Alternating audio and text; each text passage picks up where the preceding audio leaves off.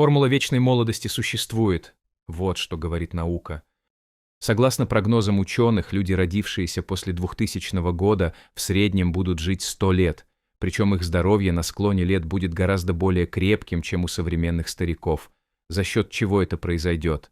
Человечество борется со старением с момента, как люди осознали свою смертность. Но неправильное питание, ни спорт, ни чудодейственные кремы и таблетки не могут отменить процессы, происходящие на клеточном уровне. Однако исследование ученых Стэнфордского университета, опубликованное в Nature Communications, доказывает, что клетки можно перезапустить, избавив от багов, накопленных за долгие годы. Эмбриональная клетка – структура, которая по мере развития плода может превратиться в микроскопический кусочек глаза, печени или кожи. Ее судьба определяется химическими метками, прикрепленными к эпигеному, системе белков, которая упаковывает ДНК. Благодаря этим меткам каждому типу клеток становятся доступны только самые необходимые гены, остальные блокируются. В процессе старения маркировка начинает барахлить, как двигатель машины с большим пробегом, поэтому у клетки возникают проблемы с включением и выключением нужных генов, а значит, наш организм изнашивается и ломается. Ученый из Киотского университета Шинья Яманака понял, что этот процесс можно обратить вспять, если воздействовать на клетки с помощью набора из 4 транскрипционных факторов, агентов, активирующих гены.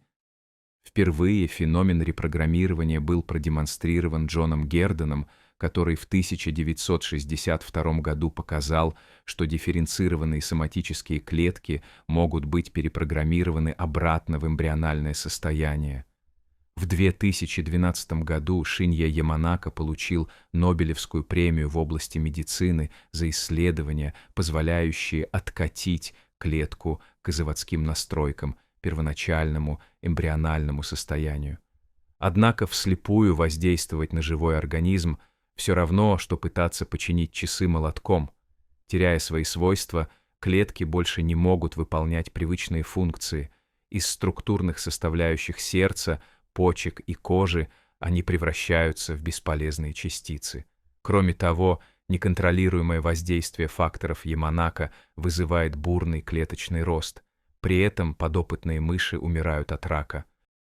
Поэтому ученые поставили себе новую цель – научиться перепрограммировать клетки, не стирая их идентичность. Команда исследователей из Стэнфорда обнаружила, что факторы Яманака действуют в 2 этапа.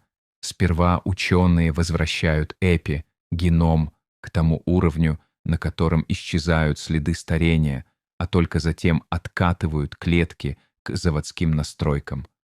Ученые извлекли хрящевые клетки у пациентов с остеоартрозом, болезнью, характерной для пожилых людей. При воздействии низкой дозы факторов Яманака клетки действительно омолодились, сохранив свои свойства. Такой же эффект был достигнут в отношении клеток истощенных мышц. Разумеется, сегодня речь идет об экспериментах на отдельных клетках и подопытных животных. Однако такие исследования дают надежду на то, что рано или поздно человечеству будут доступны методы клеточного омоложения. И даже если они не смогут победить смерть, то, по крайней мере, позволят ее отсрочить. Не забудьте подписаться, чтобы не пропустить новые выпуски о будущем медицины и новых технологиях.